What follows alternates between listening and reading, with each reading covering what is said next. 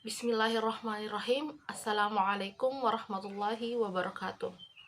Perkenalkan, nama saya Nur Musdalifah dengan NIM 20600120066 dari jurusan Pendidikan Fisika, Fakultas Tarbiyah dan Keguruan, Universitas Islam Negeri Alauddin Makassar.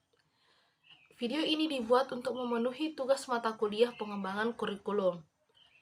Adapun yang akan saya bahas, yang akan saya bawakan pada video kali ini mengenai karakteristik dari model pembelajaran berbasis proyek atau project based learning.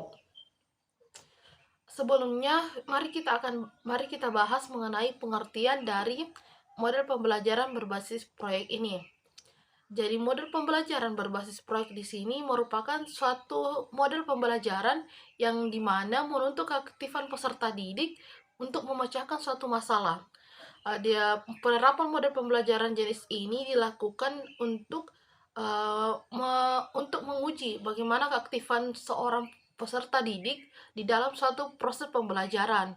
Selain itu, model pembelajaran ini dilakukan dengan cara secara berkelompok ataupun bisa dilakukan secara mandiri atau individu yang menggunakan tahapan-tahapan ilmiah dengan diberikan batasan waktu yang jelas agar peserta didik lebih disiplin dalam melaksanakan proses pembelajaran, di mana hasil dari pembelajaran berbasis proyek ini atau project based learning adalah produk kerja yang kemudian dapat dipaparkan atau dipresentasikan kepada orang lain, yaitu kepada pendidiknya dan teman-temannya sekalian.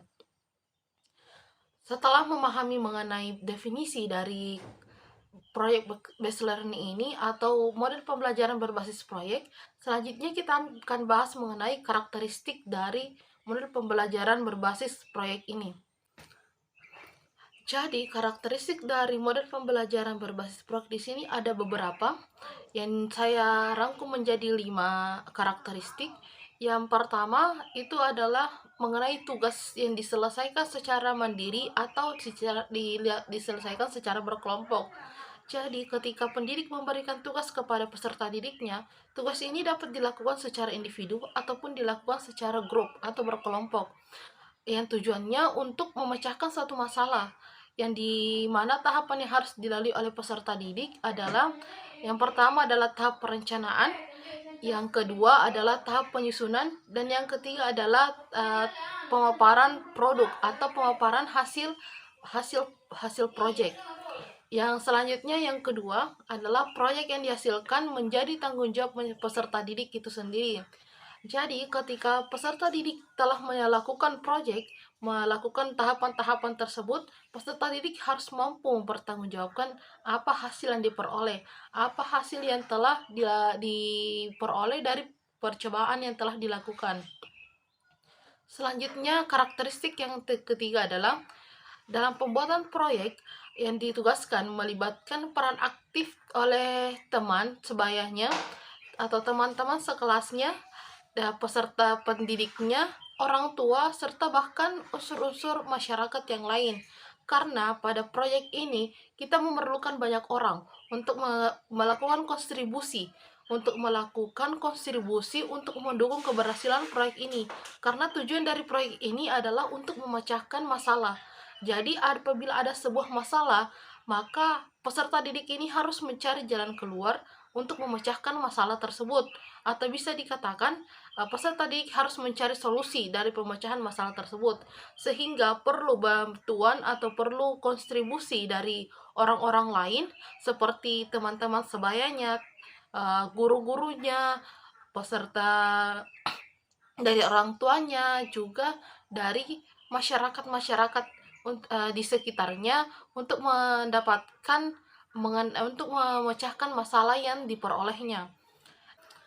Selanjutnya, karakteristik yang keempat, yaitu model pembelajaran berbasis proyek ini dilakukan untuk melatih kemampuan berpikir peserta didik secara kreatif.